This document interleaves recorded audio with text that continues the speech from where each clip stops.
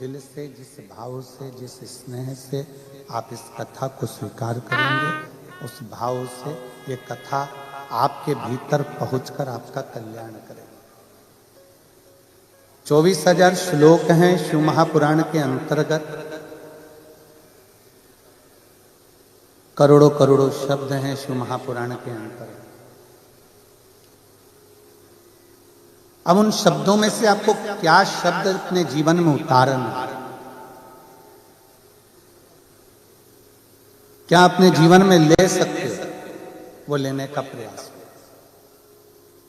कितना ग्रहण कर सकते हो उतना ले।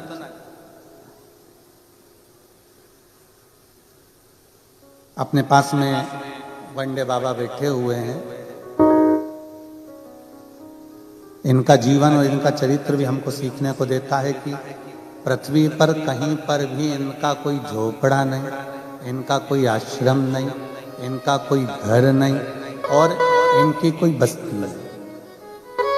जो झोलाबाजी में है वही झोला है और जो कपड़े तन पर हैं वही कपड़ा। पर 24 घंटे से ज्यादा कोई भी देश हो, कोई भी जगह हो, वहां ठहरते ही नहीं। और 24 घंटे के बाद में आगे फिर बढ़ जाते हैं, फिर जाते जाते हैं और अपनी भक्ति में डूबे, भगवत भजन में डूबे। कहीं ना कहीं शिव महापुराण की कथा कहती है, कई लोग कहते हैं गुरुजी हमने शंकर भगवान को अपने इष्ट देव बना लिया,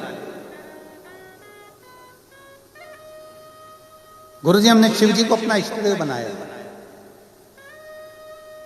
कोई कहता है गुरुजी हमने शंकर भगवान के विरल भक्ति को प्राप्त किया। कोई कहता है गुरुजी हमने शिव भक्ति को चुना है। बल्कि ये ना कहो कि हमने शिव भक्ति को चुना है, बल्कि ये कहो कि मेरे महादेव ने आपको अपने लिए चुना है, आपको चुना है। और यजमान परिवार कथा करवा रहा है और ये पूरी समिति आगे बढ़कर कथा कर रही है और व्यवस्थाएं करने में लगी हुई है, तो कहीं ना कहीं भोले बाबा की बड़ी बड़ी करुणा, बड़ी कृपा, बड़ी उदारता है।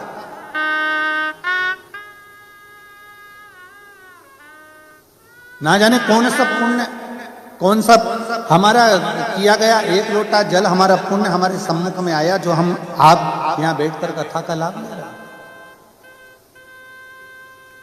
कोई तो पुण्य हमारा पूर्व का हुआ होगा। जैसे कहते हैं ना, हमारी भाषा में हम लोग कहते हैं एक गुल्लक में पैसा बच्चा भरता जाता है, गुल्लक फोड़ता है, कोई गिफ्ट लेकर आ जाता है। आपकी और हमारे पुण्य की गुल्लक भराई, आपके दादा परदादा पिता माता के पुण्य की गुल्लक भराई, तब जाकर आप और हम इस शिव महापुराण की कथा में पहुंचे हैं। मतलब पुण्य के गुल्लक फूटने के बाद ये पुण्य रूपी शिव महापुराण की कथा त्रिवेणी संगम के रूप में, त्रिवेणी के रूप में हमें मिली है।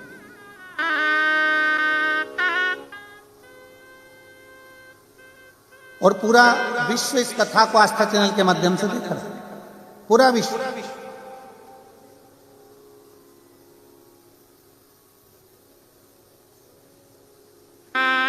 और जिस भाव से, जिस आनंद से कथा के रस तत्व को ग्रहण कर सकते हो करो।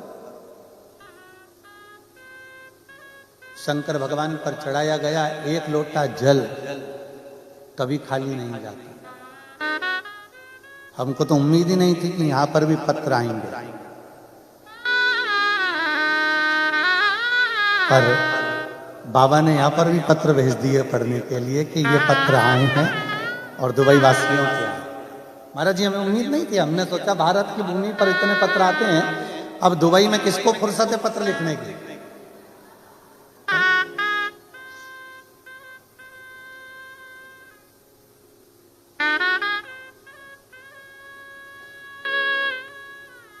पर जब हम आ रहे थे तो हमने देखा कि फ्लाइट में बहुत सारी दीदियां कोई भोजन परस रही हैं, कोई बेटियां किसी को चाय दे रही है, किसी को कॉफी दे रही है। चीनी के और कांच के बर्तन थे।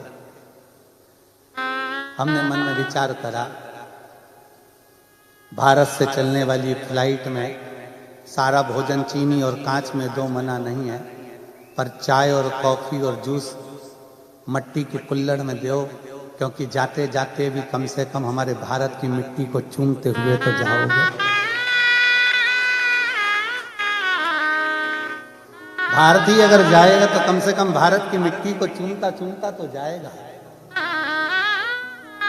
देख रहे थे। और जब दुबई में कल पहुंचे शाम को, रात्रि के समय पर, शाम के समय पर, तो यहाँ देखकर एक और चीज अच्छी लगी कि अभी भी यहाँ रहने वाले जितने भी भारतीय हैं या अन्य हैं, इनके अंदर संस्कारों की कमी नहीं हुई है, इनमें संस्कारों की प्रबलता हुई। और यही आगे बढ़ाता है। हमें अपने को आगे बढ़ाने के लिए दो चीजें मूल हैं, एक शिक्षा और दूसरा संस्कार। एक है हमारी शिक्षा और एक है हमारा संस्कार। आप अगर आगे बढ़ रहे हो, आप उन्नति की सीढ़ी पर चढ़ रहे हो, इसमें ऊपर चढ़ाने में किसी का भी हाथ नहीं है, केवल आपकी शिक्षा और आपके संस्कारों का, आपकी मेहनत का। हमने पहले भी कथा में कहा, ये कभी विचार ना लाइएगा कि सीवर वाले महाराज जी के पास में कोई हो ऐसी बूटी, ऐसी कोई दवाई जिससे हमारा दुख मिट जाए। ना ना ना, कर्म गति को काटने के लिए, अपने दुख को मिटाने के लिए आपको भी शंकर की शरण लेना पड़ेगी और हमको भी शंकर की शरण लेना पड़ेगी। आप कहीं नहीं जा सकते, कोई मंदिर, कोई देवालय, कोई शिवालय। आप अपने देश में अगर हो सकता है भारत देश में रहें तो मंदिर शिवालय नजदीक नजदीक में होते हैं, बाजू में लगे होते हैं, एक दो घर छोड़कर आप एक लोटा जल चढ़ा सकते हो। पर यहाँ तो मंदिर, देवालय, शिवालय भी बड़ी दूर और आप जा भी नहीं सकते, तो कम से कम एक लोटा जल अपने ही बगीचे में, अपने ही घर के बाहर जो गमले में मिट्टी है, उस मिट्टी को थोड़ा सा ऊंचा उठाकर और एक लोटा जल अपने देवाधिदेव महादेव को भाव से श्री शिवाय नमस्तुभ्यम कहकर जब हम समर्पित करते हैं, तो मेरा ओघड़दानी, मेरा शंभु, मेरा त्रिकालदर्शी, मेरा कैलाशी अविनाशी उसको स्वीकार कर लेगा, उसको स्वीकार करेगा।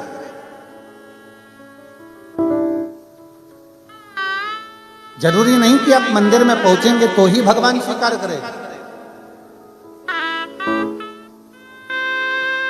आप हृदय से जहां बैठकर, जैसे बैठकर भगवान की अविरल भक्ति को धारण करते हैं, शिव उसको स्वीकार करता है।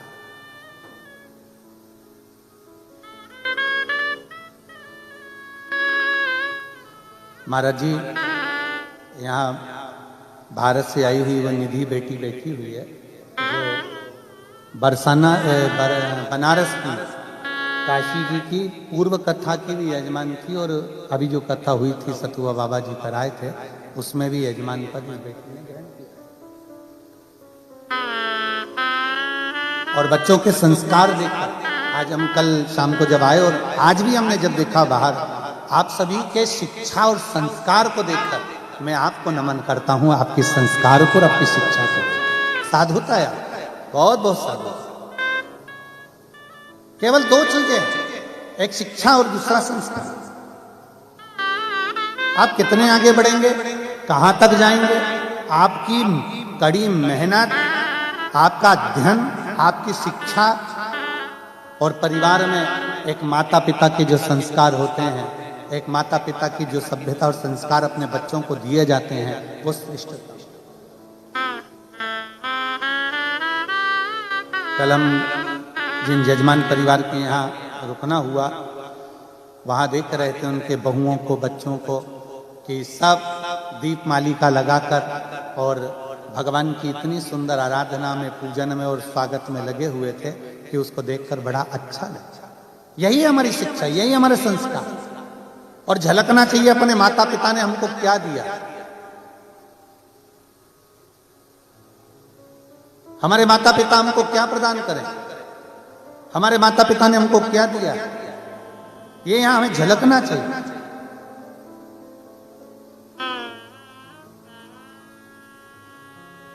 तो महापुराण में एक देवराज नाम के ब्राह्मण का चरित्र आप लोग बारंबार सुनते आए। कथा को बारंबार आप लोगों ने आस्था चैनल के माध्यम से, फेसबुक यूट्यूब के माध्यम से श्रवण किया। एक देवराज नाम का चरित्र, ब्राह्मण का चरित्र वर्णन आता है कि देवराज ब्राह्मण कुल में जन्म लेने के बाद भी ब्राह्मण नहीं बन पाए।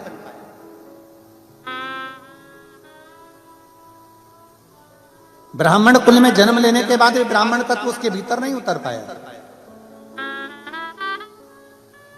जरूरी नहीं कि आप बहुत उच्च कुल में जन्म ले लिए और बहुत उच्च हो गए।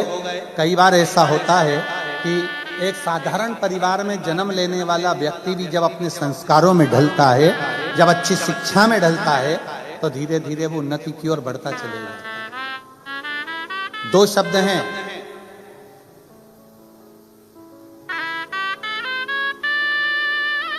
रावण को विद्वान कहा जाता है और हनुमान जी को विद्यावान कहा जाता है।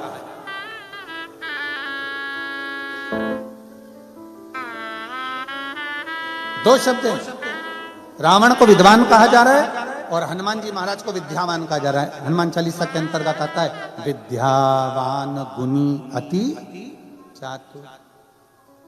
हनुमान जी को विद्यावान कहा जाता है, पर रावण को विद्यावान नहीं कहा जाता। वो बड़े विद्वान है, सारे शास्त्रों का ज्ञाता है, सब मर्म जानता है, सारी विद्या जानता है, सब कुछ अच्छा जानता है। उसके बाद भी रावण को विद्यावान नहीं कहा गया, उसको विद्वान कहा गया। क्योंकि पढ़ लेना एक अलग विषय, शास्त्र का अध्ययन कर लेना एक अलग विषय, पर उस शास्त्र को अपने भीतर उतार लेना, नम्रता धारण कर लेना, झुक जाना, प्रणाम कर लेना, नम्रता धारण कर लेना, ये रावण नहीं धारण कर पाया। ये धारण था श्री हनुमान जी महाराज। और विद्यावान गुणी अति चातुर, राम काज करिबे को आतुरे।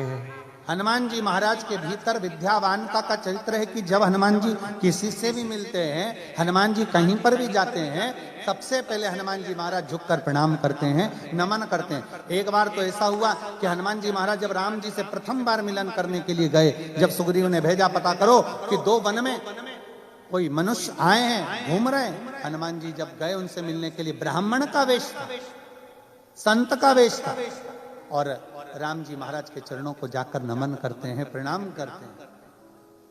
राम जी जान गए कि ये कोई साधारण नहीं है, मैं क्षत्रिय और ये ब्राह्मण का रूप रख कर आया और मुझे नमन कर रहा है, प्रणाम कर रहा है, मतलब ये कोई सहज नहीं हो सकता, कोई साधारण नहीं हो सकता। इसके भीतर की विद्या सामने नजर आ रही है। विद्वान तो कोई भी बन सकता है, बहुत अध्ययन कर लीजिए, बहुत पढ़ लीजिए, बहुत शास्त्र पढ़ लीजिए, बहुत अध्ययन कर लीजिए, विद्वान कोई भी बन जाएगा, खूब आगे बढ़ जाओगे, विद्वत्ता आ जाएगी। पर विद्यावान बनना कठिन है, क्योंकि विद्यावान का सबसे बड़ा लक्षण है कि अपने बड़ों के आगे, अपने आदरणीयों के आगे, अपने गुरुजन के आगे, सत्कारियों के आगे हाथ जोड़कर झुककर प्रणाम कर लेना, ये विद्वत्ता होना चाहिए, ये विद्वत्ता। इसी को नम्रता कहते हैं, इसी को सहजता कहते हैं। और मैंने तेरे ही भरोसे बाबा, तेरे ही भरोसे। आप लोग कथा में बैठे हो, पर आप लोग आस्था चैनल के माध्यम से जितना जितना आपको याद है, उतना उतना साथ में बोलना भी। संकोच वश मत बैठना कि पास वाला ताली नहीं बजा रहा है तो मैं कैसे बजा। संकोच वश मत बैठना कि पास वाला नहीं बोल रहा था हम कैसे बोले। ये तो 3 दिन बाबा आपके पास में है और आप बाबा के पास में हो। अपने बाप से मिलने के लिए आप आए हो और आपका बाप अपनी बेटियों से मिलने के लिए, बेटों से मिलने के लिए आया। तो ये भाव लेकर शिव कथा एक माता पिता के तुल्य है। और मैंने तेरे ही भरोसे बाबा, तेरे ही भरोसे हवा बिच उड़ती जावांगी, बाबा डोर हथो छड़ी नामे कटी जावांगे। भोले मैं तेरी पतंग शंभु मैं तेरी पतंग हवा हवा विच उड़ती जावांगे। आप चुप रहो, इनकी सुनने दो मुझे।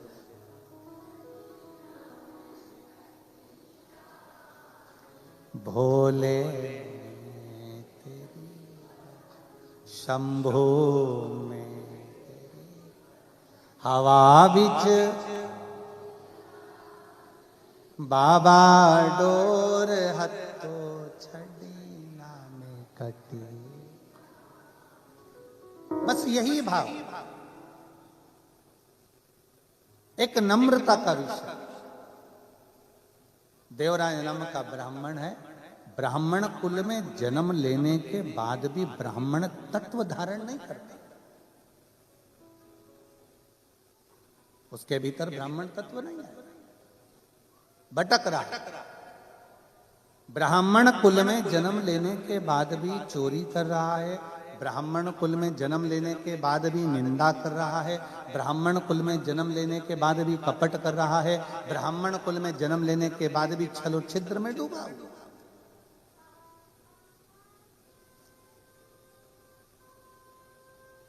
कोई पुण्य हमारा सामने आए तो हम परमात्मा की शरणागति ग्रहण करें।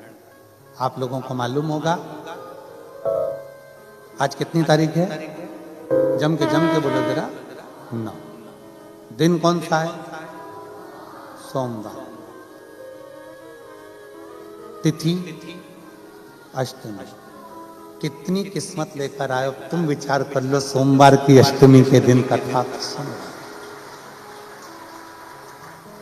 आज हमारे पूरे भारत के लोग सोमवार की अष्टमी के दिन शंकर जी के मंदिर में जाकर बेलपत्र समर्पित करते हैं।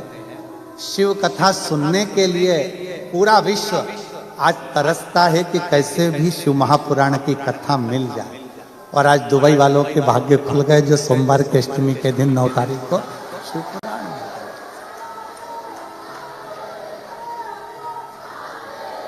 गए। ये शिव कृपा, इसी को शंकर की करुणा करते, इसी को उदारता करते। अब विचार करिए कि कुछ तो पुण्य होंगे ना तुम्हारे। अब तुम लोग जाओ ना अपने अपने घर पे तो नजर उतरवा लेना।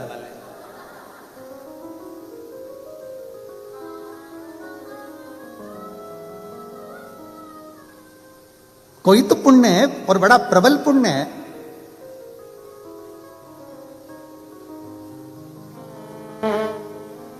देवराज अच्छे पुण्य नहीं कर पाए,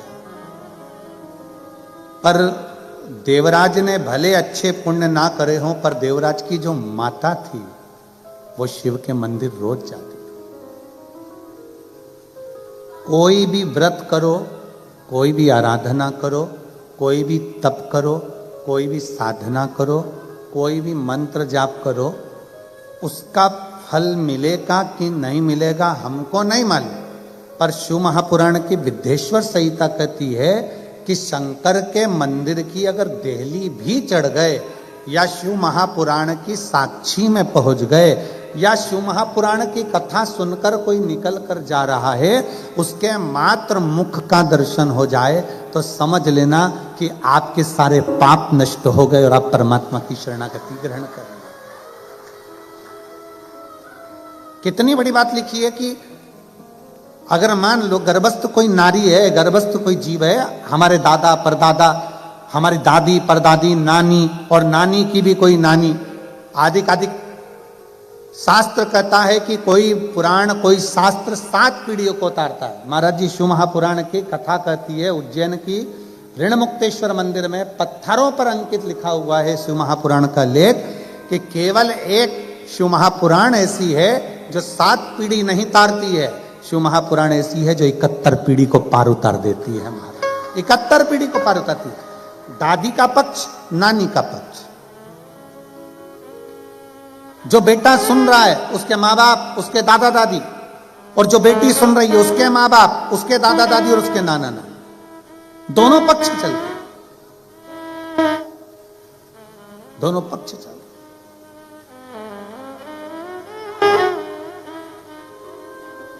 और कितना सुंदर लिखा है, माता पार्वती जी ने एक बार भगवान देवाधिदेव महादेव से अमरनाथ की गुफा में प्रवेश कर कर पूछा था, जब अमर कथा भगवान शंकर पार्वती जी को श्रवण करा रहे थे। पार्वती जी को जब अमर कथा कर रहे हैं, तब बाबा देवाधिदेव महादेव भगवान शंकर से माता पार्वती जी पूछती है कि कोई स्त्री, कोई नारी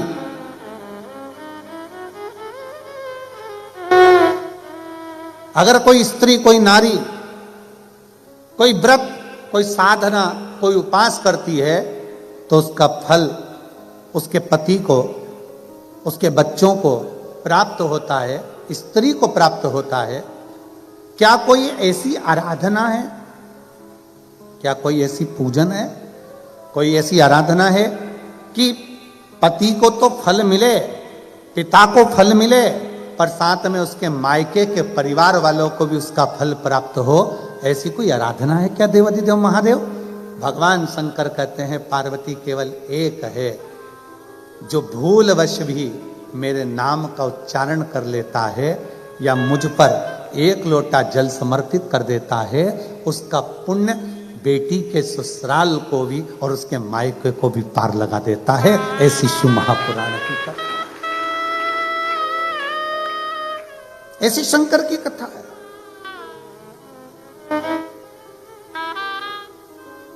और आप और हम कथा का रसतत्व ग्रहण करने के लिए बैठे। जितनी मेरी जीजियां बैठी हैं, जितनी मेरी बेटियां बैठी हैं, जितनी मेरी माताएं बैठी हैं और जितने मेरे जीजा बैठे हैं,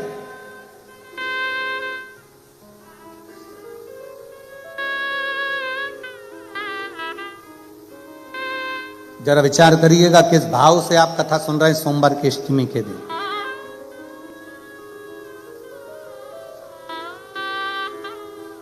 सही में इस कथा का नाम त्रिवेणी दिया तो वो त्रिवेणी सिद्ध भी हो गई। सोमवार,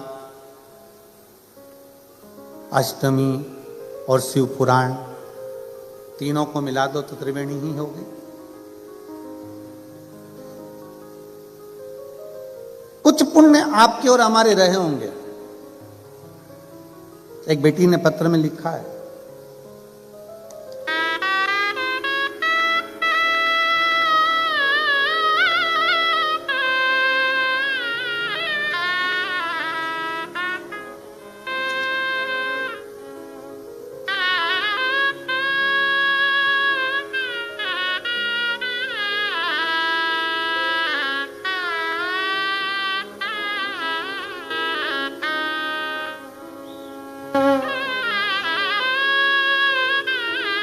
गुरुदेव, मेरा नाम प्रियंका पंकज सिंह गिरासे है। मैं दुबई में ही रहती हूँ। कहीं बैठी हूँ? आप ही हैं? श्री शिवाय नमस्तुभ्यं। हाथ हिलाओ एक बार। हर हर महादेव। हम 2021 से आपकी कथा सुन रहे हैं। अभी सिरपुर की कथा भी हमने सुनी। गुरुदेव, मैं बाबा से क्या प्रार्थना करूं? मेरे बाबा से जो मांगती हूं बाबा दे देता है। हम जब भी इंडिया जाते हैं, कुबरेश्वर धाम सीहोर जरूर जाते हैं और बाबा को प्रार्थना कर कर आते हैं। 29 जुलाई को 2024 को भी हम सीहोर गए थे और वहां पर हमने भोजन भंडारा भी कराया था। गुरुजी, जिस दिन से हमें मालूम पड़ा कि यहाँ कथा दुबई में होने वाली है, मेरे पति की नौकरी दूसरी जगह चल रही थी। हम बाबा से प्रार्थना करने लगे, बाबा कुछ भी कर, पर एक काम जरूर कर कि ये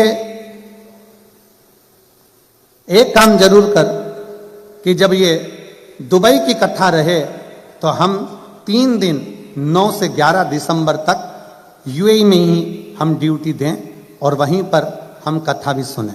और बाबा की ऐसी कृपा हुई गुरुदेव, हमारी ड्यूटी भी यहीं और कथा भी यहीं। ये बाबा की कृपा नहीं तो और क्या। आ जाओ, एक बेलपत्र ले जाओ। आ जाओ, आ जाओ। और भोले में तेरी पतंग। एक लाइन अच्छी लिखी है आप और हम गुनगुनाते हैं कि लुटा दिया भंडार काशी वाले ने, कर दिया माला माल काशी वाले ने। लुटा दिया भंडार काशी वाले ने, कर दिया माला माल काशी वाले ने। लुटा दिया हाँ लुटा दिया, लुटा दिया, हाँ लुटा दिया, लुटा दिया भंडार काशी वाले ने, कर दिया माला माल काशी वाले ने। जो जैसी भावना लाया वो वैसा ही फल पाया, जो जैसी भावना लाया वो वैसा ही फल पाया। नहीं खाली उसे लौटाया, वो मन ही मन हर्षाया। नहीं खाली उसे लौटाया, वो मन ही मन हर्षाया। और कर दिया माला माल काशी वाले ने, लुटा दिया भंडार काशी वाले ने। शिव कृपा से, शंकर की उदारता से बेटी लिख रही है कि हम जो बाबा से कहते हैं, एक लोटा जल हम लोग अपने शिवलिंग पर चढ़ाकर जल को हम पौधे में समर्पित कर देते हैं गुरुदेव, पर बाबा से जो कहते हैं बाबा वो हमको दे देगा। आप दिल से उसकी आराधना करते हो, दिल से प्रार्थना करते हो, दिल से उसको कहते हो, तो वो दिल से देता भी है। क्यों ना देगा? बस अपने हृदय से आप शिव को भजो। देवराज नाम का ब्राह्मण अच्छे कर्म से दूर था, अच्छा कर्म नहीं कर पाता, कभी ना भजन किया, ना कभी स्मरण किया, ना कभी कीर्तन किया। आप दिल से जहां बैठकर, जैसे बैठकर उसको भजते हो, वो दिल से स्वीकार करता है। दिल से भजो।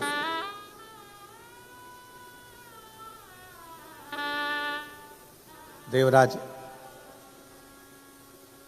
मंदिर गया ही नहीं, कभी उसने शंकर के शिवलिंग का दर्शन ही नहीं करा, कभी देखा ही नहीं शिवलिंग को।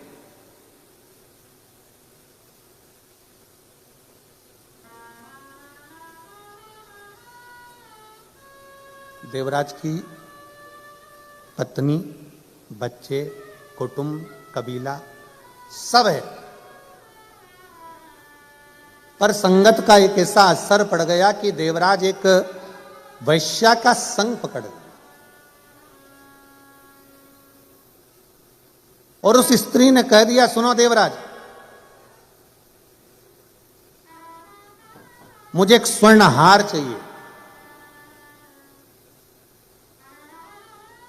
बिंदु और देवराज दोनों की कथाओं का क्रम एक जैसा। मुझे एक स्वर्ण हार चाहिए, जो रानी के गले में हार पड़ा हुआ है वो रानी के गले का हार मेरे को ला कर दो। अब देवराज ने विचार करा और फिर निवेदन है, पत्नी जो होती है वो कभी भी आपको कर्जे में डूबता हुआ नहीं देखना चाहेगी, पर आप अगर गलत विचार से, गलत सोच से, पर स्त्री से अगर जुड़ रहे हो तो वो स्त्री आपको थोड़ा ना थोड़ा, कहीं ना कहीं गलत कृत्य में डुबाती चली जाए।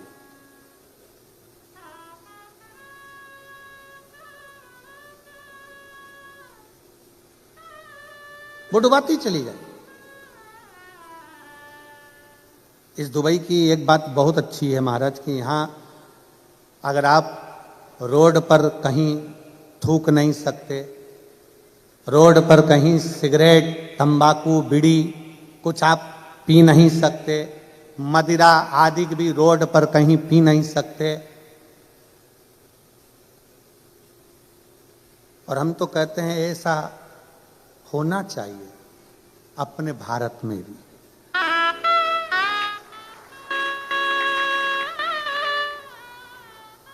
जहां मर्जी पड़ी वहां थूक दिया, जहां मर्जी पड़ी वहां बैठकर सिगरेट बीड़ी पी लिया, जहां मर्जी पड़ी वहां बैठकर मदिरा का पान कर लिया।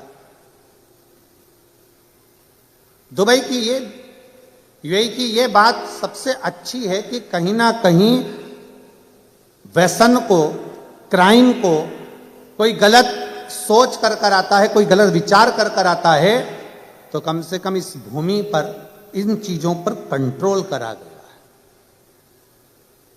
इन चीजों पर कंट्रोल करा गया। और हमने देखा रात्रि के समय पर भी बेटियां गाड़ियां चला रही हैं, घूम रही हैं, जा रहे हैं, आ रहे हैं। तो हमने पूछा हमारे को लेकर आ रहे यजमान महोदय से कि हमने कहा ये यहाँ पर सेफ्टी बहुत है। तो कहा गुरुजी ये दुबई है, यहाँ पर कोई किसी को कुछ अपशब्द नहीं बोल सकता, कोई किसी से झगड़ा नहीं कर सकता और कोई किसी के लिए गलत दृष्टि या गलत विचार नहीं रख सकता। और ये होना चाहिए बेटियों की सुरक्षा के लिए और जनमानस की रक्षा के लिए बहुत जरूरी, बहुत जरूरी। हर हर ये बहुत जरूरी और होना चाहिए। आज गलत जरा से बच्चे नशे में डूबते चले जा रहे हैं, जरा से बच्चे गलत विचारों में डूबते चले जा रहे हैं, गलत उनके भीतर भाव उत्पन्न होते चले जा रहे हैं। उसका रोकथाम होना जरूरी है, बहुत जरूरी। शिव कथा कह रही है, भगवान शंकर का चरित्र कर रहा है, भगवान शंकर का आनंदमय चरित्र वर्णन कर रहा है। देवराज एक स्त्री के चक्कर में पड़ गए,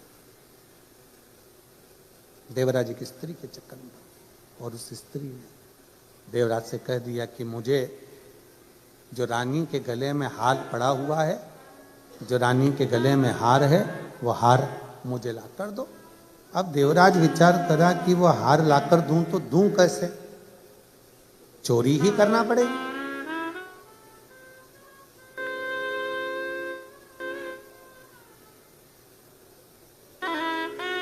थोड़ा चोरी का धन एकत्रित करूंगा तभी तो मैं आगे बढ़ पाऊंगा, तभी तो मैं रानी को हार लाकर दे पाऊंगा।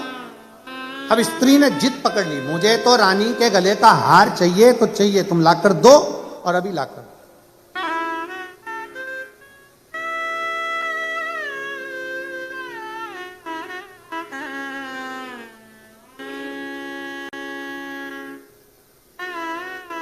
अब कभी कभी कोई व्यक्ति ऐसा होता है कि जिद पकड़कर बैठ जाता है। जैसे एक व्यक्ति नाई की दुकान पर गया, खबास की दुकान पर, और नाई की दुकान पर जाकर बैठ गया और नाई की दुकान पर बैठा और नाई आया कैंची लेकर, कंघा लेकर बाल काटने के लिए। तो जैसे ही कैंची कंघा लेकर आया तो नाई ने देखा कि इसके सिर पर तो केवल 8 बाल हैं। कितने बाल हैं? केवल 8।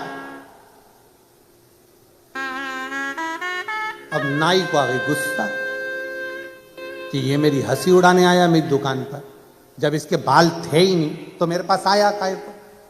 तो नाई ने पूछा, बता गिनूं कि काटूं?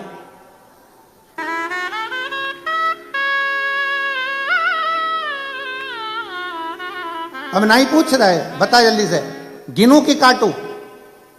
अब वो व्यक्ति बोला, कलर कर दे, न गिन न काट, वो 8 तू कलर कर दे। अब होता कोई अब स्त्री ने जिद पकड़ कर बैठ गई कि मुझे तो वो हार चाहिए तो चाहिए, लाओ जाओ जाकर लाके दो मुझको।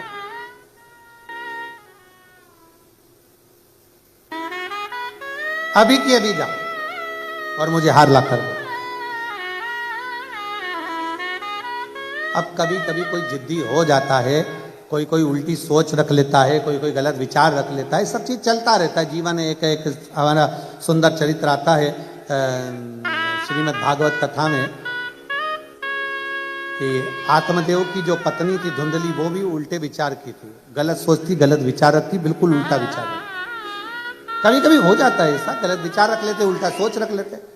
एक पति की पत्नी थी, वो भी बड़ी उल्टी चलती थी, बहुत उल्टी। पति कहता आलू की सब्जी बना तो वो दाल बनाती थी,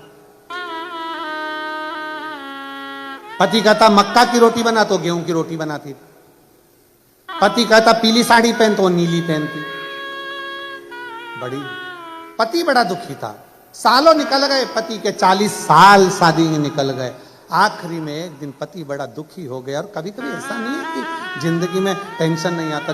40 साल के बाद पति को दुख आया और पति अपने गुरुजी के पास गया। गुरुजी, मेरे पिताजी मरे, उनका श्राद्ध नहीं हुआ। मेरी माँ मरी, उसका श्राद्ध नहीं हुआ। ना पिंडदान करने देती है, ना श्राद्ध जिमाती है।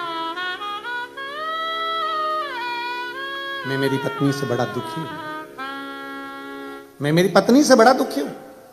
गुरुजी ने पूछा हुआ क्या?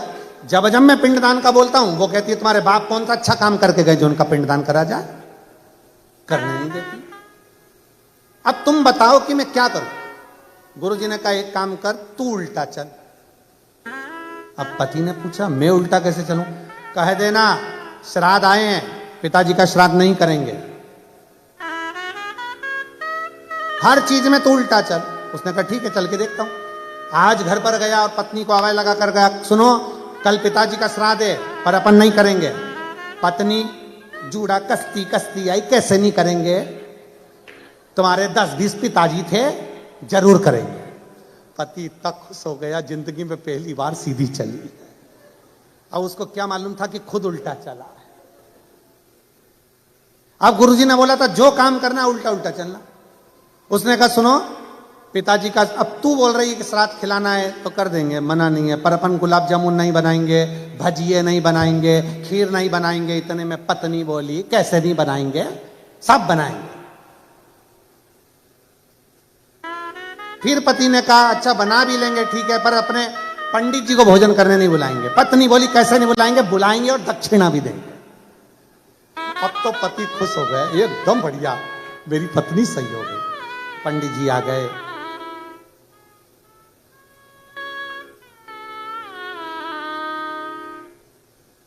खाने के लिए बैठ गए। अब पंडित जी को क्या मालूम था कि इसको भोजन करने बैठना है तो उल्टा चलना है। पंडित जी के पास में वो खीर की पूछे नहीं आई और पंडित जी ने कह दिया हाँ ला दो। अब ये उल्टी चल गई, कैसा हपसी है, सब खा गया। पंडित जी उठ के भागे। पति को बड़ा दुख हुआ, गुरुजी के पास गया, मेरा सारा करा धरा पानी फिर गया गुरुदेव, इससे मेरा पीछा छुड़ा दो। गुरुजी ने कहा सीधी सीधी बात है, हरिद्वार लेकर चले जा नहाने के लिए। वो जाएगी ही नहीं, कह देना पूरा गांव का लोग जा रहा है, अपन भी चलते हैं। इसने जाकर कह दिया सुनो, गुरुजी ने जो जो बताया वैसा वैसा करा। सारे गांव के लोग हरिद्वार नहाने जा रहे हैं, अपने पास टाइम नहीं है, मेरे को नौकरी से फुर्सत नहीं है। पत्नी बोली कैसे नहीं जाएंगे, 40 साल शादी के हो गए, कहीं नहीं लेकर गए हो, चलो मुझे गंगा नहाने लेके चलो। हरिद्वार ले गए। गुरुजी ने कहा था जे नीचे नहाने जाए और तू इतना कह देना आगे मत जा।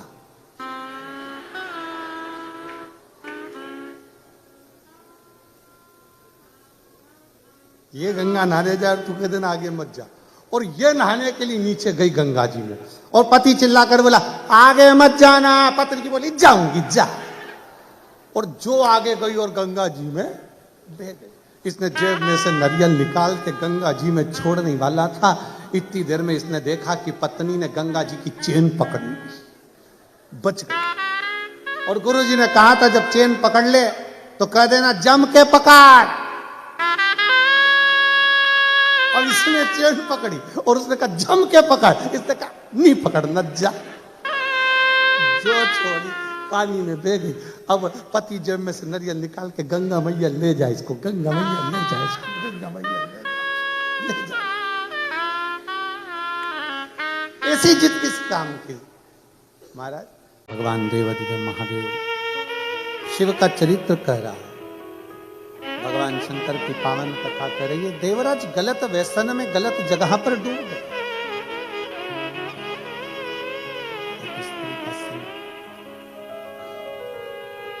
तो फिर निवेदन है जो पहले कथा में कहा, फिर कहते हैं पर धन और पर नारी। पर धन और पर नारी एक दिन बर्बाद कर कर ही छोड़ते। पराई स्त्री पर पड़ी हुई दृष्टि और पराये धन पर पड़ी हुई दृष्टि हमें बर्बादी की ओर लेकर चली जाती है।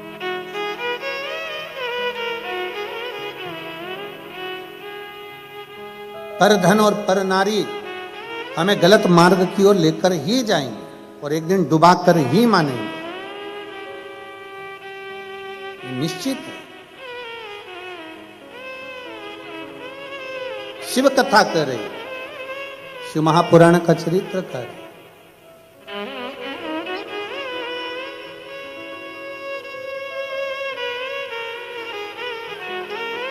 प्रयास करो। कितना सुंदर हम जहां ठहरे हैं, जिस बिला में, वहां के सामने देखो तो समुद्र की लहरें पड़ती रहती हैं सामने, समुद्र की।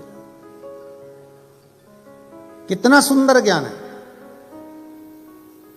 समुद्र में माणिक मोती सोना चांदी डाल दो, समुद्र किनारे पर छोड़ेगा क्या? नहीं। पर समुद्र में कचरा पटक दो, वो किनारे पर लगा देता है। शिव महापुराण भी यही कहती है कि जीवन में अगर कोई गलत विचार, गलत सोच, गलत दृष्टि, गलत भाव हमारे अंदर आ रहे हैं तो मन से समुद्र की लहर की तरह कचरे को बाहर फेंको, और भगवान का नाम अगर उतर रहा है, कोई अच्छा कार्य जिंदगी में आ रहा है तो उसको अपने अंदर उतारने का प्रयास करो, उसको अपने भीतर उतारिए, उसको अपने अंदर ले जाने का प्रयास करिए, उतारने का प्रयास करिए। देवराज ब्राह्मण कुल में जन्म लेने के बाद भी वो कर्म श्रेष्ठ नहीं कर पाए, श्रेष्ठ कर्म नहीं कर पाए। भले जन्म ब्राह्मण कुल में हो गया और विचार शुद्ध ना बन पाए। कहीं पर भी रहो, कैसे भी रहो, देश में विदेश में जहां मर्जी पड़े, कहां रहो, पर श्री शिवाय नमस्तुभ्यम कहते रहो। तुम्हारा मन पड़े जहां रहो, पर हृदय से फिर वही बात आती, शिक्षा और संस्कार अपने जाना नहीं चाहिए। शिक्षा और संस्कार अपने समाप्त नहीं होना चाहिए, वो हैं और अंदर उतारते रहो उसको, और उतारिए। देवराज व्यसन में भी पड़ गया, देवराज स्त्री के चक्कर में भी पड़ गया, चोरी करने के लिए रानी के घर में प्रवेश कर गया, और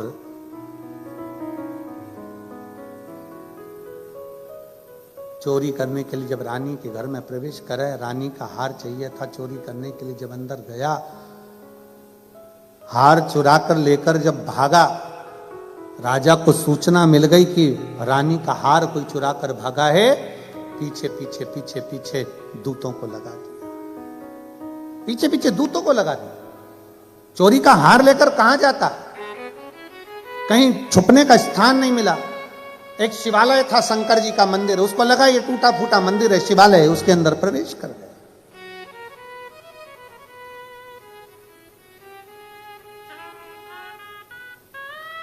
और उसको क्या मालूम था कि शंकर के मंदिर में अगर भूलवश भी अगर कोई पांव रख दे, शंकर के मंदिर में अगर कोई भूलवश भी चला जाए तो उसका फल क्या है, ये उसको अंदाजा नहीं था।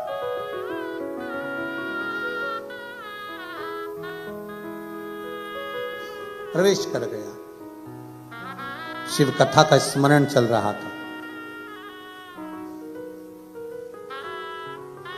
कोई एक बुजुर्ग ब्राह्मण बैठकर कथा का वाचन कर रहे थे, बीच बीच में चिल्ला रहे थे, हर हर। थोड़ी देर में कथा हो, हर हर। पहले हमारी भी आदत थी, हम भी चिल्लाते थे, बीच बीच में हम भी बोलते थे कि दीन बंधु दयालु दया कीजिए, जो दोनों हाथ उठाकर हर हर महादेव नहीं बोले उसको उठा लीजिए, पहले हम भी बोलते थे। पर हमने बोलना बंद कर दिया जब से लोगों ने पत्र लिखना चालू करे। एक व्यक्ति ने पत्र में लिखकर बोला, गुरुजी हम गाड़ी चला रहे होते हैं, हेडफोन में कथा सुन रहे होते हैं, और आप बोल देते हो कि जो हर हर नहीं बोले उसको उठा लीजिए, तो हमको गाड़ी खड़ी करना पड़ती है, दोनों हाथ से पहले बोलना पड़ता हर हर महादेव, फिर गाड़ी बढ़ाना पड़ती है। लोग देखते हैं अच्छा नहीं लगता, लोग समझते हैं इसको मिर्गी का दौरा मोरा आ गया।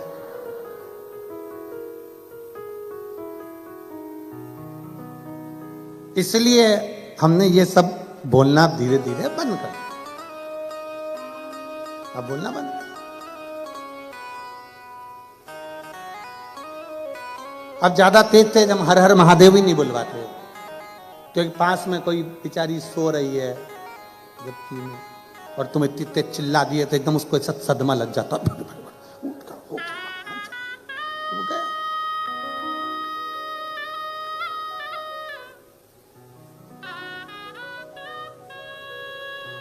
कभी कभी ऐसे चीजें हो जाती है महाराज जी।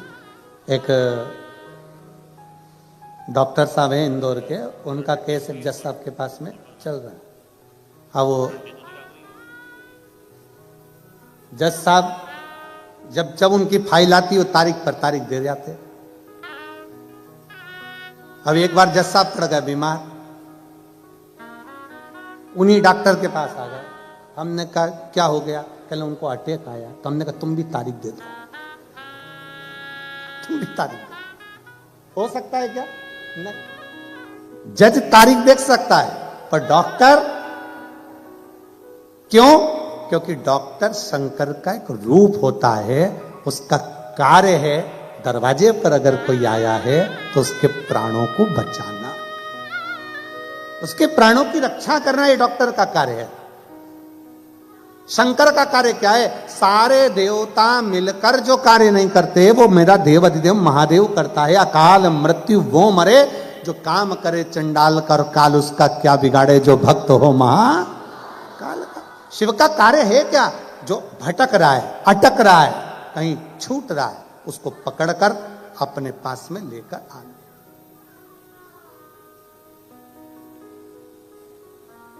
शंकर भगवान का कार्य क्या है? कोई मंजिल से भटक रहा है उसको वापस मंजिल पर लाना, कोई अटक रहा है उसको उस अटके हुए कार्य से निकाल दे। वो कहते हैं ना, अटका हुआ मेरा सारा काम हो गया, अटका हुआ मेरा सारा काम हो गया, वो काशी वाला मुझ पे मेहरबान हो गया, वो काशी वाला मुझ पे मेहरबान हो गया। अटका हुआ मेरा सारा काम हो गया, अटका हुआ मेरा सारा काम हो गया, वो काशी वाला मुझ पे मेहरबान हो गया, वो काशी वाला मुझ पे मेहरबान हो गया। बस शिव का कार्य क्या है? अगर कोई अटक रहा है, कोई फंस रहा है, बाबा शंकर पर आपने एक लोटा जल चढ़ाया है तो मार्ग से निकाल दो।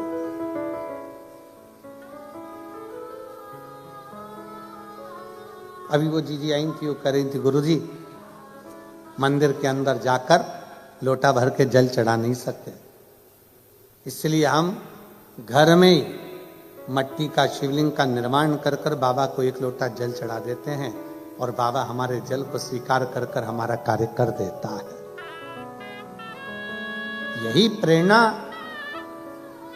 कौरव और पांडवों का जब युद्ध प्रारंभ हुआ था, कौरव और पांडवों का युद्ध जब कुरुक्षेत्र की भूमि पर होने जा रहा था, एक रात्रि के पहले पूरी सेना कुरुक्षेत्र की भूमि पर पहुंच गई थी। एक तरफ कौरव, दूसरी तरफ पांडव,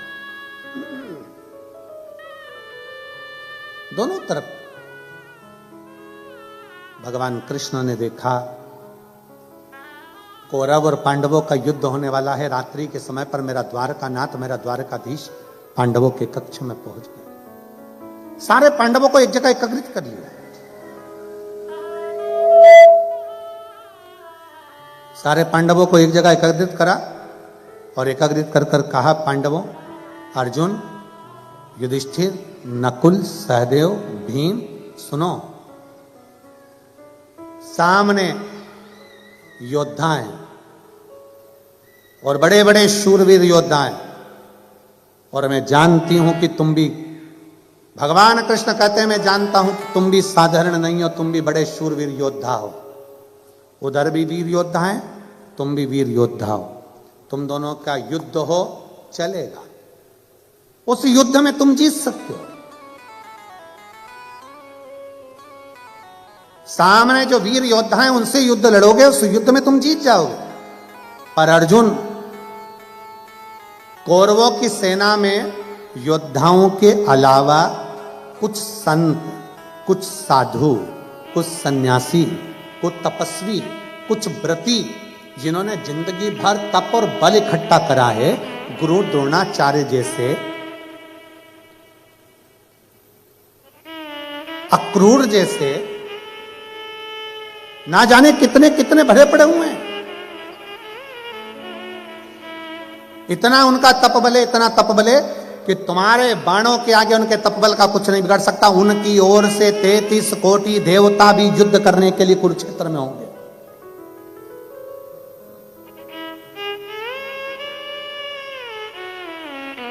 जब वो युद्ध लड़ेंगे, उनकी ओर से 33 कोटि देवता युद्ध लड़ने के लिए होंगे।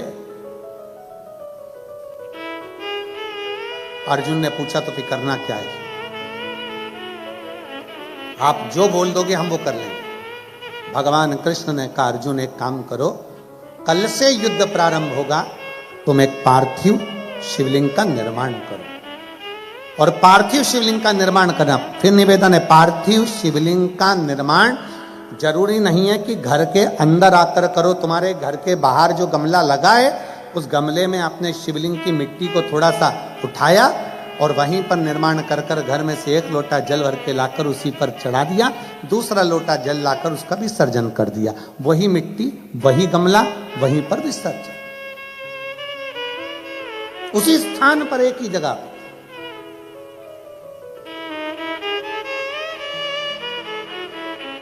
शंकर भगवान से सरल भक्ति किसी की नहीं है।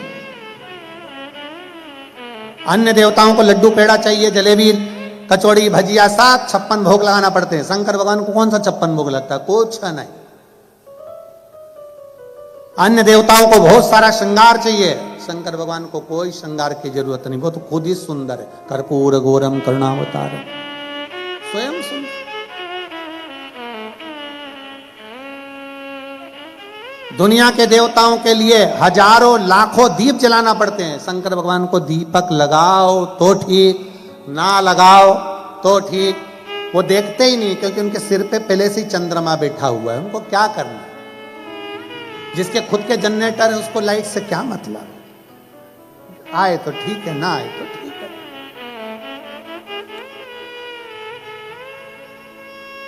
शिव जी को वस्त्र आभूषण से मतलब नहीं है।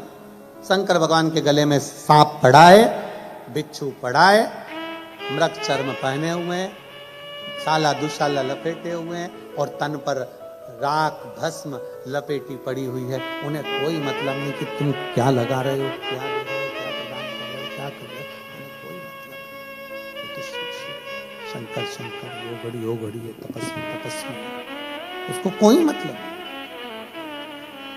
उनको कोई मतलब नहीं। कितना सरल है। भगवान कृष्ण ने कहा कि कौरवों की सेना की ओर से बड़े बड़े तपस्वी, साधक, उपासक, बड़े बड़े नियम धारण करने वाले युद्ध लड़ने के लिए सामने होंगे, और अर्जुन दूसरी तरफ तुम और 5 पांडव तुम होगे, तुम्हारी सेना होगी। वीरों से लड़ना सरल है, पर तपस्वियों से लड़ना कठिन है। इन तपस्वियों से कैसे लड़ोगे? उन्होंने जो जप करा, तप करा, साधना करी, उनकी ओर से लड़ने के लिए 33 कोटि देवता आएंगे और वो युद्ध लड़ेंगे। तुम क्या करोगे? तुम्हारे पास में कौन नहीं? भगवान अर्जुन ने पूछा, प्रभु आप बताओ। अर्जुन कहता है, आप बताइए मैं क्या करूं? भगवान कृष्ण ने कहा, अर्जुन कल युद्ध प्रारंभ हो, उसके पहले एक काम करो कि पार्थिव लिंग का निर्माण करो। पार्थिव लिंग का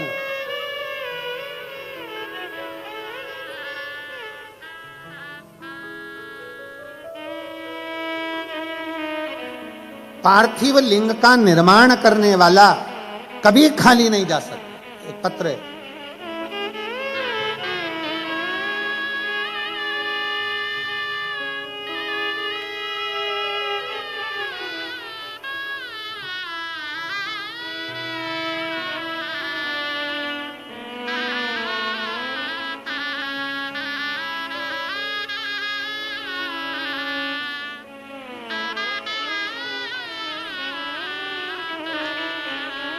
मेरा नाम सारिका जितेंद्र तंबोली, मैं रहवासी रहने वाली भारत की शहदा जिला नंदुरबार महाराष्ट्र से हूं। कहीं बैठी हो तो हाथ हिला सकती हैं। अगर कहीं बैठी हो तो हाथ हिला सकती हैं। आप नहीं आए, ऐसा कर दो। श्री शिवाय नमस्तुभ्यं। त्रिवेणी शिव महापुराण कथा आयोजन करवाने वाले परिवार को भोलेनाथ जी से यही दुआ मांगती हूं कि इनकी खूब लंबी आयु हो, इनके बहू बच्चे परिवार सब सुखी रहे, जिन्होंने हमको दुबई में शिव महापुराण की कथा सुनवाई है। बाबा की कृपा बनी। उनका इतना आभार व्यक्त करती हूं कि मेरे पास कोई शब्द नहीं है। होटल वाले भाई और सभी कर्मचारियों का भी मैं बहुत आदर से उनको धन्यवाद देती हूं। आज हमें इस पवित्र कथा का लाभ दिलवाया है। कभी नहीं सोचा था कि दुबई की भूमि पर शंकर भगवान का हर हर महादेव का घोष करेंगे, पर आज करने का मौका मिला। मुझे दुबई में कथा सुनने का लाभ मिला। गुरुदेव, पार्थिव लिंग निर्माण का क्या वर्णन है। फरवरी 2023 में रुद्राक्ष महोत्सव सीहोर में शामिल होने के लिए इच्छा थी। उस समय मेरी दीदी के साथ निकली थी। सर्वप्रथम ओमकारेश्वर में आए, वहां पर दर्शन करने के बाद हम उज्जैन अवंतिका नगरी गए। महाकाल बाबा का दर्शन कर फिर हम सीहोर पहुंचे। सीहोर पहुंचने पर वहां हमारा इतना मन लग गया कि वहां रुके। सूचना मिली कि वहां भीड़ बहुत ज्यादा है, भगदड़ सी स्थिति है, तो हम एक साइड रुक गए। इस बाबा के धाम में पहुंचे और वहां जाकर हमने पार्थिव लिंग का पूजन करा, कंकर शंकर उठाकर उसकी विनती करी और बाबा से जो मांग कर आए। गुरुदेव, पूरा सप्ताह ही नहीं निकला और बाबा से मांगा था जॉब अच्छा, और बाबा ने हम जैसे ही आए वैसे ही अच्छी नौकरी का हमारे हाथ में लेटर आ गया। हम बाबा को नमन करते हैं।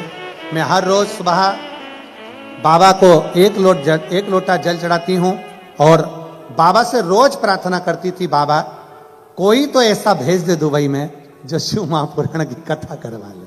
बाबा से विनय करी और गुरुदेव यजमान परिवार को बहुत साधुवाद देती हूँ, उनके बहु बच्चों को, उनके पूरे परिवार को, जिन्होंने इस कथा का लाभ दुबई वासियों को दिया। आइए एक बेलपत्र ले जाओ, जाओ आप लोग आ जाइए। पार्थिव लिंग के निर्माण का फल क्या?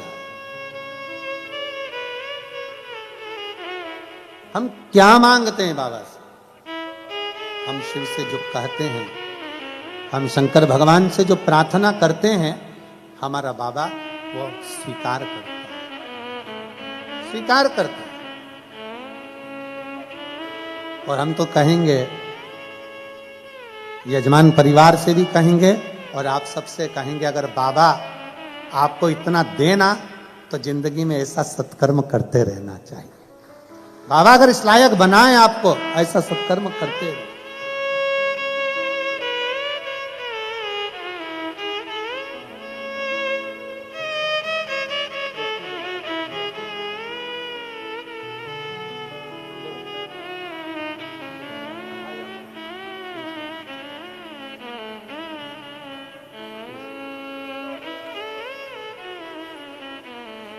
तेरा ही दिया मैंने खाया पिया है, तेरा शुक्रिया है, तेरा शुक्रिया है। मुझे भोले बाबा ने बहुत दे दिया है, तेरा शुक्रिया है, तेरा शुक्रिया।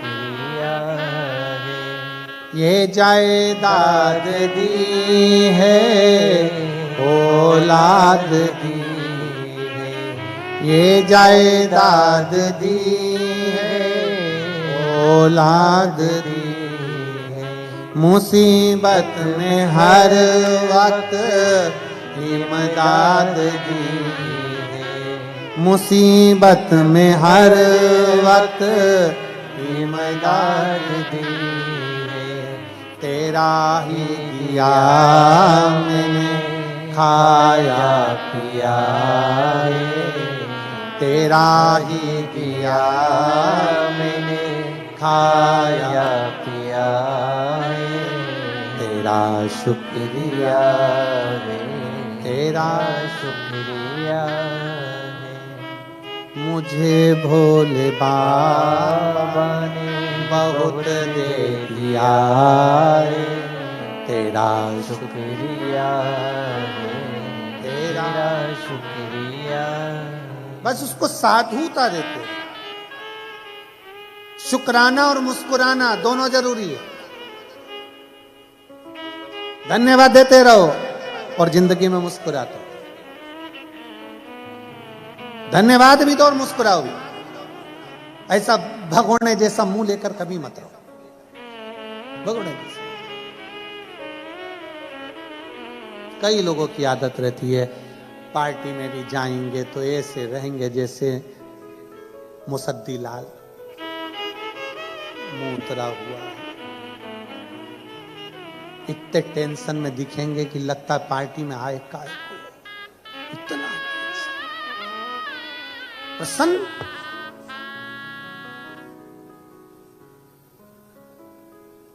अरे कोई आया करे दुबई में तो कहा करो मुस्कुराइए, आप दुबई में हो, प्रसन्न हो।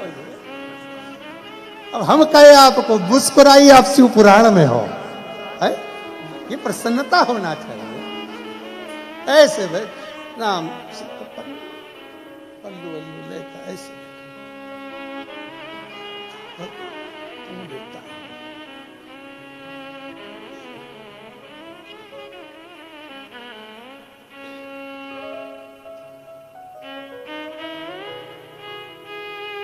कई लोग सफर में भी ऐसे रहते। अभी हम आ रहे थे भोपाल से मुंबई तक आए, वो तो ठीक था, पर मुंबई से दुबई तक आए वो थोड़ा सोचनीय था।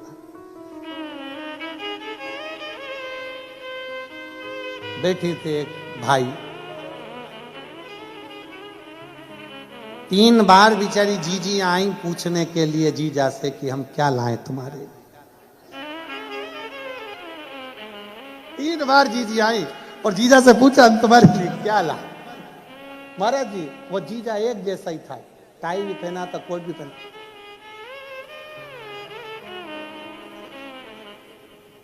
हमें पहले लगा कि हो सकता है गर्दन मर्दन साइटिका माइटिका इसकी कोई बीमारी। वो जीजी ने कहा भी सर आप एकदम कड़ले हो रहे हो, तो वो बटन दबा के थोड़ा सा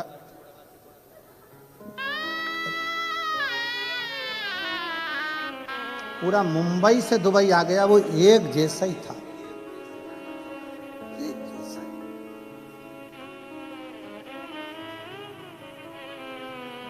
और वो जीजिया इतनी मुस्कुरा के बोल रही थी बेचारी,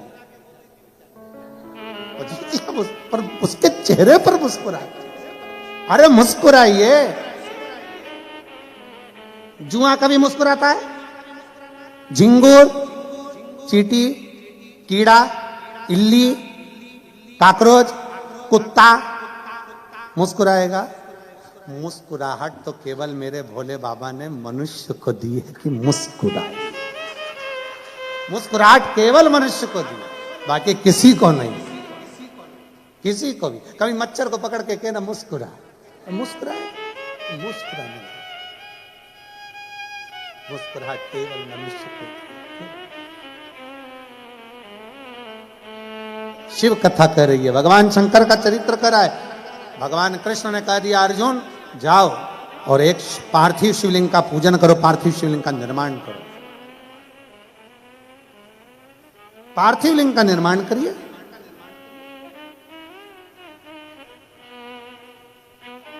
अर्जुन ने पूछा कि पार्थिव लिंग निर्माण से होता क्या? क्या होता है पार्थिव लिंग के निर्माण से? भगवान उसी समय पर कृष्ण ने कहा आज तो मैं नहीं बोलूंगा, पर अर्जुन एक समय ऐसा आएगा कि तुझे मालूम पड़ेगा कि पार्थिव लिंग निर्माण का क्या फल है। और मेरी जीजियों, मेरे जीजाओं, मेरी माताओं, मेरी बहनों, बेटियों, बेटाओं, सबसे निवेदन करूंगा 3 दिन की कथा सोमवार की अष्टमी से आप सुन रहे हो, 9 तारीख से 11 तारीख तक।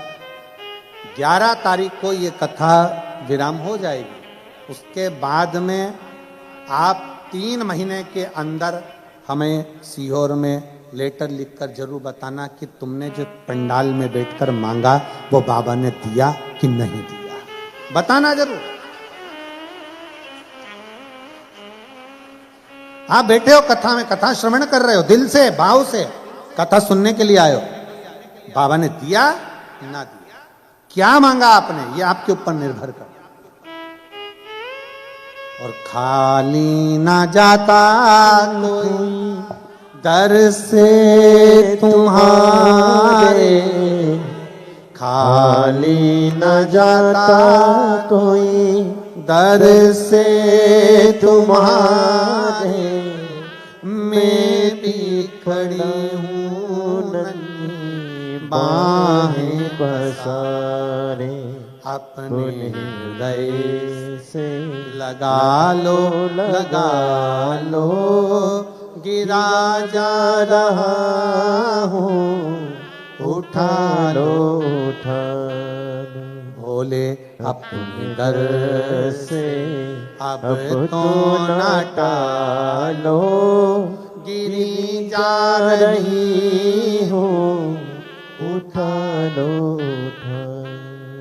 आप दिल से जो मांगोगे, दिल से जो बोलोगे, अर्जुन कहता है क्या मैं पार्थिव लिंग का निर्माण करूं, पूजन करूं, आराधना करूं, क्या शिव मुझे कुछ देंगे, शंकर भगवान कुछ प्रदान करेंगे?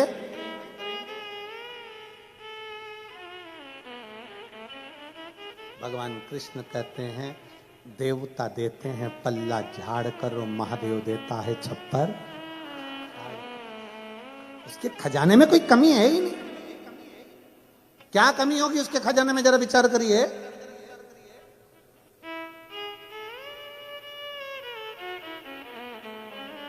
एक वन में रहने वाला वो भस्मासुर, वन में रहने वाला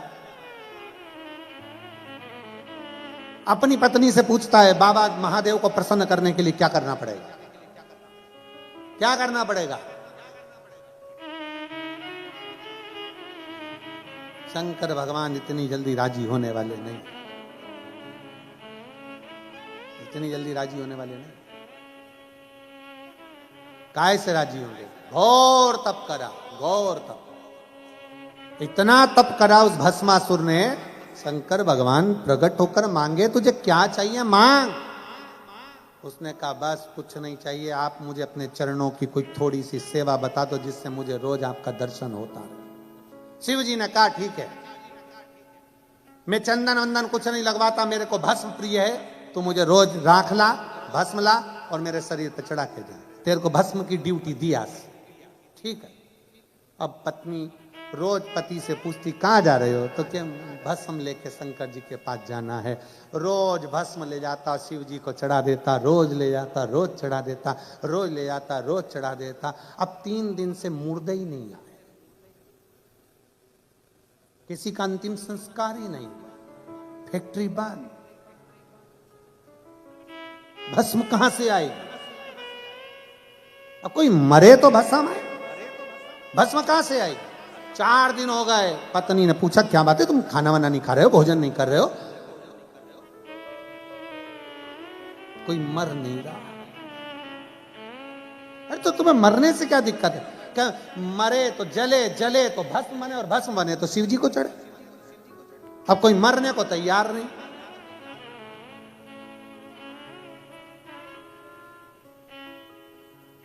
पत्नी बोली कब तक दूसरों के मरने का इंतजार करोगे, अपनी खुद की कंपनी चालू करो ना, अपनी खुद की फैक्ट्री चालू करो। पति ने पूछा कैसे? शंकर भगवान का तप करो, वर मांगो कि जिस पे हाथ रखूं वही भस्म, खुद की कंपनी, जिस पे रखोगे भस्म ले जाके चढ़ा देना भोलेनाथ को। वाह वाह वाह, पत्नी ने क्या सुंदर विचार कहे, कितनी सुंदर राय दी। पति खुश हो गया, तेरे बराबर मेरे लिए कोई नहीं सोच सकता। पर पत्नी में इतनी अकल नहीं थी, एक आध दिन तेरे को गले लगा लिया तो तू भी बस, इतनी अकल। अरे मांगो शंकर जी से, शंकर जी का तप करा, बाबा वर दीजिए। बाबा ने पूछा कौन सा वर? जिस पे हाथ रखूं वही भस्म। शंकर जी भी अलमस्त में बैठे हुए थे, इसको देखकर वर भी दे दिया।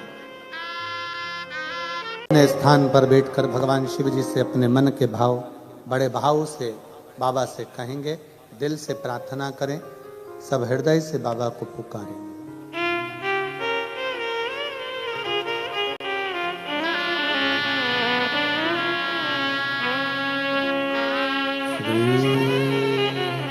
शिवाय नमस्तुभ्यं श्री शिवाय नमस्तुभ्यं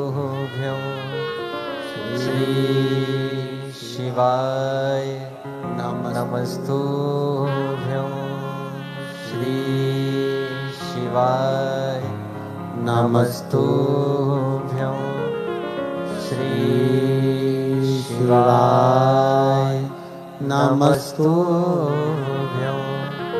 भोला सब दुख काटो भारा, ओ भोला सब दुख काटो भारा।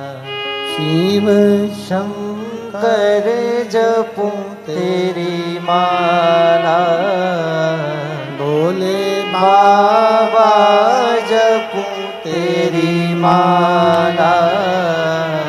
भोला सब दुख काटो भारा, भोला सब दुख काटो भारा।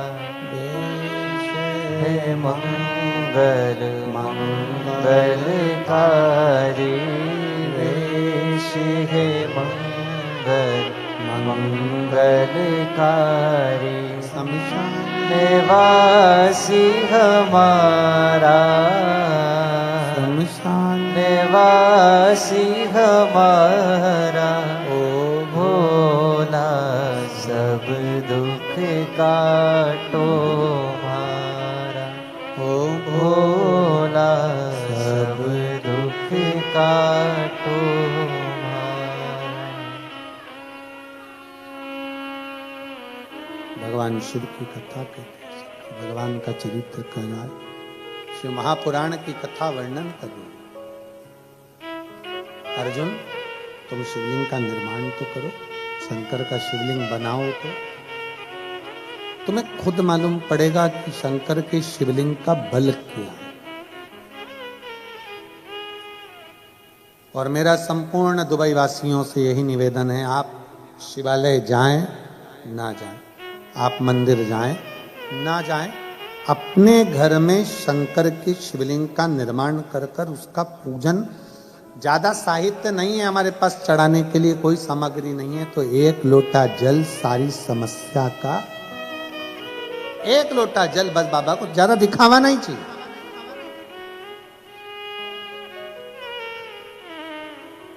तुम्हारे बहुत सारे मेरे शंकर अन्य के साथ में आप आडंबर कर सकते हो, पर शिव को आडंबर चाहिए ही नहीं। शंकर तो सीधा सीधा। भस्मासुर से कह दिया था, पत्नी ने वर मांग लो, वर दे भी दिया बाबा ने, ऐसा नहीं दिया।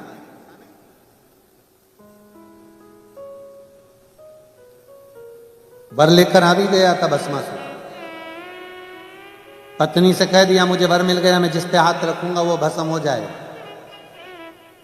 पत्नी पास में खड़ी थी, दूर पहुंच गई, बहुत दूर।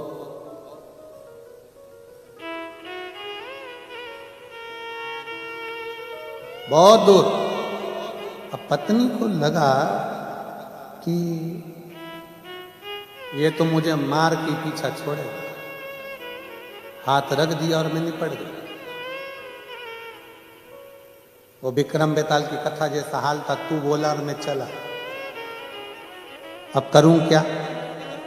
पत्नी ने बात को घुमाया और अपने पति से कहा, शंकर भगवान बहुत चतुर हैं, वो इतनी सरलता से तुम्हें आशीर्वाद दे ही नहीं सकते।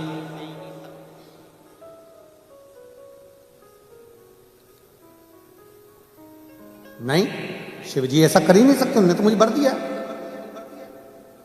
चलो,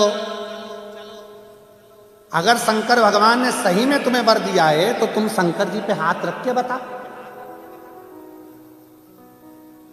पत्नी ने जैसे ही बोला पति को लग गया कि हाँ शंकर भगवान पे ही हाथ रख के देखा, और जो शिव जी के पास पहुंचा, भोले बाबा आज मैं आपके ऊपर हाथ रखना चाहता हूं। शंकर जी ने पूछा क्यों? मेरी पत्नी बोली प्रैक्टिकल वही करो, प्रैक्टिकल वही। बाबा तो छोड़ के भागे। भगवान नारायण बचे। पार्थिव लिंग की पूजन का महत्व कितना है, पार्थिव पूजन की महत्वता कितनी है, शिव महापुराण की कथा कहती है कि भगवान शंकर का चरित्र कहता है, पार्थिव लिंग पूजन का महत्व कहता है। अर्जुन तुम करो तो शिवलिंग का पूजन। अर्जुन ने पांडवों के साथ मिलकर कुरुक्षेत्र की भूमि पर युद्ध प्रारंभ होने से पहले एक शिवलिंग का निर्माण करा, जो आज भी कुरुक्षेत्र की भूमि पर निर्मित है।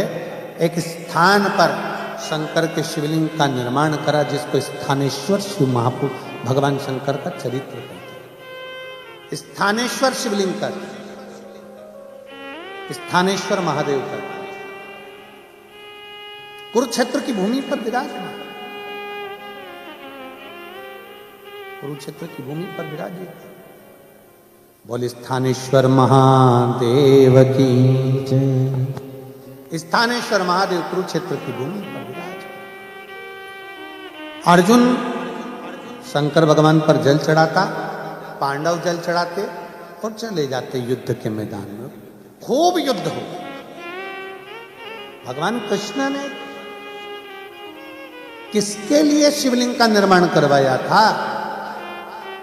भगवान कृष्ण को मालूम था महायोद्धाओं के साथ अगर अर्जुन लड़ेगा तो महायोद्धा हार जाएंगे, पर महायोद्धा में संत साधु सन्यासी तपस्वी साधक उपासक जो खड़े होकर बाण चलाएंगे, अर्जुन इनके सामने जीत नहीं सकता, हार जाएगा। अब अर्जुन को महायोद्धा तपस्वियों से लड़ने के लिए तपस्वी की जरूरत है, इसलिए शंकर भगवान के पार्थिव लिंग का पूजन करवाया, जल चढ़वाया। पार्थिव लिंग का जल चढ़वाकर अर्जुन से रोज बाबा कहते, भगवान कृष्ण कहते कि अब युद्ध पर जा।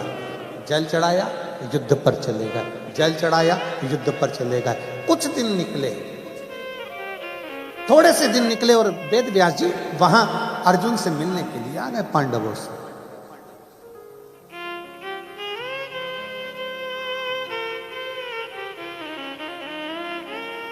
वेद व्यास जी जब अर्जुन से मिलने के लिए, पांडवों से मिलने के लिए आए, बीच रास्ते में पांडव मिल गए।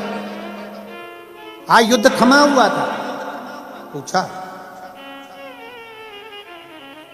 अर्जुन ने वेद व्यास जी को प्रणाम किया, नमन कर कर कहा, प्रभु आपके चरणों में मैं दंडवत करता हूं, प्रणाम करता हूं। थोड़ा मेरे मन का संशय, क्या आप संशय मिटा सकते हो?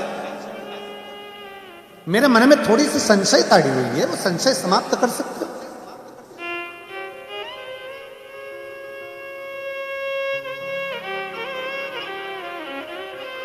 क्या संशय बताओ? संशय है क्या? महाराज जी 6 दिन से युद्ध चल रहा है और 6 दिन से मैं देख रहा हूं, जब मैं युद्ध के मैदान में रथ को आगे बढ़ाता हूं, मेरे सामने बहुत विशाल सा कोई पुरुष त्रिशूल लेकर, जटा बांधा हुआ सा, भस्म लपेटा हुआ सा, त्रिपुंड लगा सा कोई पुरुष मेरे रथ के आगे आगे चलता है। मैं 3 बार रथ से नीचे उतरा, बाहर जाकर देखा, कोई पुरुष मुझे दिखता नहीं। मैं जब रथ पर बैठता हूं और बाण चलाना प्रारंभ करता हूं, युद्ध लड़ना प्रारंभ करता हूं, सामने एक जटा बांधा हुआ विशाल सा कोई पुरुष त्रिपुंड लगाया हुआ, त्रिशूल पकड़ा हुआ मुझे नजर आता।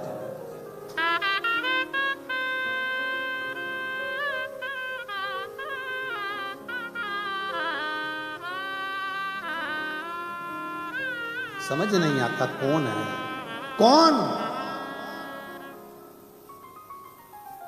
वेद व्यास जी हंस दिए। अर्जुन एक बात बताओ, क्या तुम युद्ध के मैदान में आने से पहले क्या शंकर भगवान को एक लोटा जल चढ़ाकर जाते हो, शिव की पूजन करके जाते हो? अर्जुन ने कहा, द्वारकाधीश जी ने कहा था कि एक शिवलिंग का निर्माण कर और रोज उस पर जल चढ़ाना, फिर युद्ध के मैदान में जाना। आपसे भी निवेदन है, अर्जुन जैसी चतुरता रखो, अपने घर से निकलने से पहले एक लोटा जल महादेव को समर्पित कर कर जाओ, उसका फल क्या होता है तुमको मालूम पड़ेगा। उसका फल क्या है?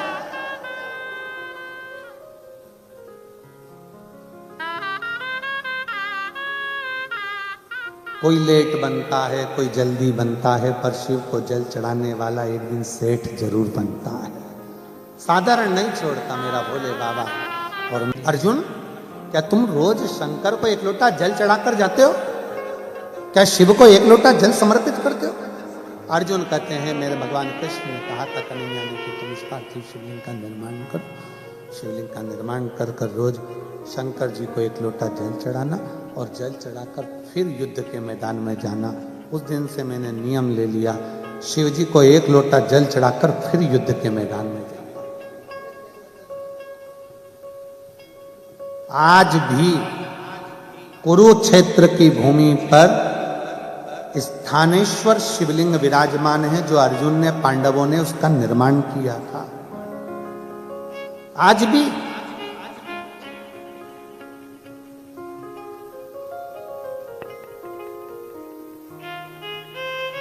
कौन है ये? अब वेदव्यास जी महाराज बोले, अर्जुन तुम कहते हो कि मैंने शंकर को एक लोटा जल चढ़ाया और फिर गया। अर्जुन, और क्या देखा तूने? तो अर्जुन कहते हैं, महाराज जी मैंने देखा त्रिशूल लेकर कोई सामने खड़ा हुआ है, और जब मेरे सामने कोई संत, कोई साधु, कोई गुरु द्रोणाचार्य जैसा, भीष्म पितामह जैसा, अक्रूर जैसे काका, विद्वानों में विद्वान धर्मध्वज जब बाण चलाते हैं, तब मैंने देखा है कि सामने कोई त्रिशूल लेकर खड़ा होता है, और उसके त्रिशूल में से मेरे बाण नहीं निकलते, मेरे बाण को छूकर त्रिशूल में से बाण निकलना प्रारंभ होते हैं, और वो बाण मेरी रक्षा करते हैं, मेरी रक्षा। कोई दूसरा रक्षा नहीं कर रहा है।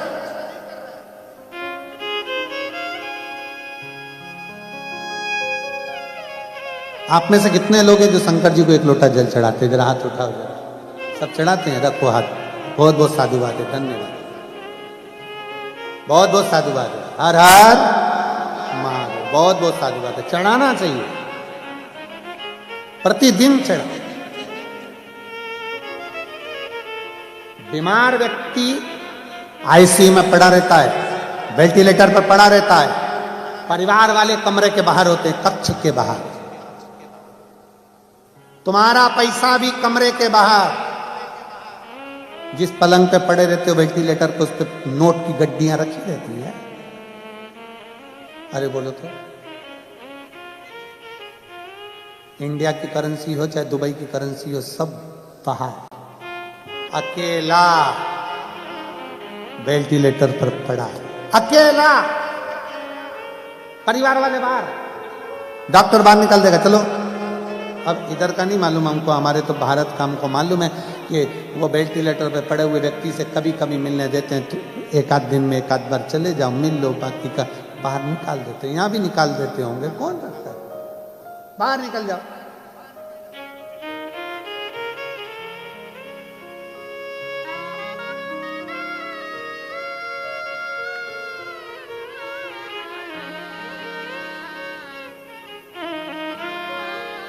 भीड़ नहीं होना, चलो बात। अब भीड़ के चक्कर में तो ये लफड़ा हुआ है ना सारा। कथा हो रही थी दूसरी जगह, लोगों ने इतने फोन लगा दिए, दुबई वालों ने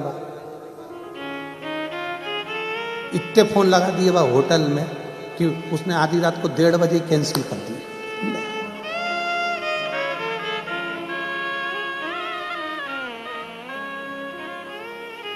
और जो हमने तुमको नीचे देखा इतने सारों को फिर टेंशन हो गया।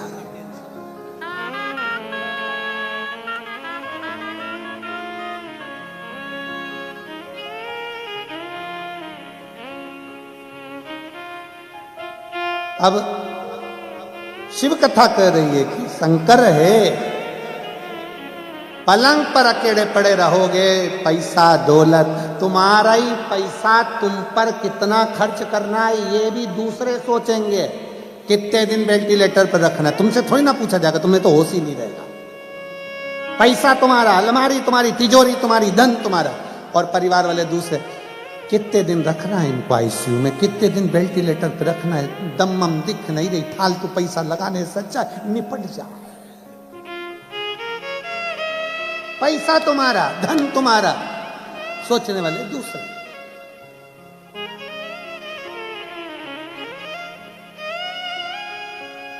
धन दूसरा, पैसा दूसरा, सब दूर, सब दूर, परिवार दूर, पत्नी बच्चे कुटुंब कबीला सब दूर। अकेले आईसीयू में पलंग के पास अगर कुछ होगा तो क्या होगा? जो तुमने एक लोटा जल शंकर जी को चढ़ाया वो जल तुम्हारे पास में रहेगा, शिव तत्व तुम्हारे नजदीक में रहेगा।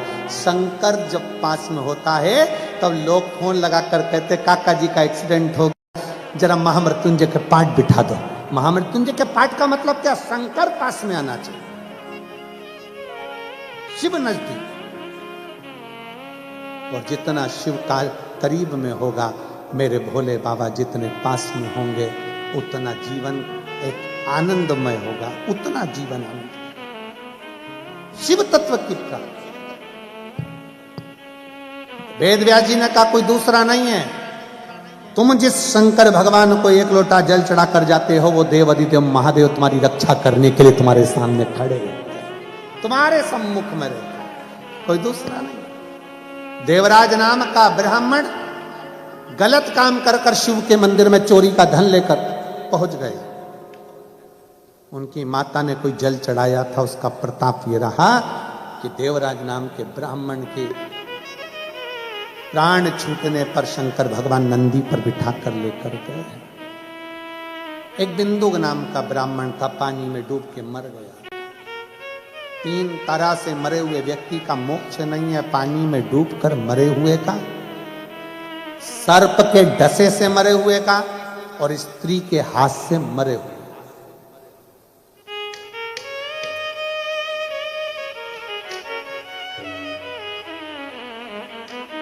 मुक्त कभी भी विचार करिए, अब इसकी मुक्ति कैसे हो? ये बिंदुक पानी में डूब के मरा। चंचुला देवी ने भगवान शिव से प्रार्थना कर कर शंकर जी ईश्वर बने, गोरा जी बनी, माता पार्वती जी ईश्वर गोरा बनकर तुमरुका जी के मुख से शिव महापुराण की कथा सुनने के लिए जा रहे हैं। कथा का आज प्रथम दिवस है, जिसमें तुमरुकेश्वर बाबा का सुंदर वर्णन आया है। बोल तुमरुकेश्वर महादेव की, हर हर महादेव। तुमरुका बाबा का सुंदर वर्णन आया और भाव से इस कथा का आज प्रथम दिवस यहाँ विराम ले रहा है। कल और परसों 2 दिवस की कथा और है। दुबई की इस पावन पवित्र भूमि पर आप और हम, दुबई का समय सुबह 11:30 बजे से दोपहर में 2:30 बजे तक ये कथा चलेगी, और आस्था चैनल पर 1 बजे से 4 बजे तक ये कथा का क्रम रहेगा। बड़े भाव से भारत का समय 1 बजे से 4 बजे तक कथा का रहेगा। बड़े भाव से आप और हम कथा का लाभ ले रहे हैं और अपने जीवन को धन्य बना रहे हैं। आरती का क्रम प्रारंभ होगा, सब अपनी जगह पर खड़े रहेंगे। आरती प्रारंभ। बोले विश्वनाथ भगवान की।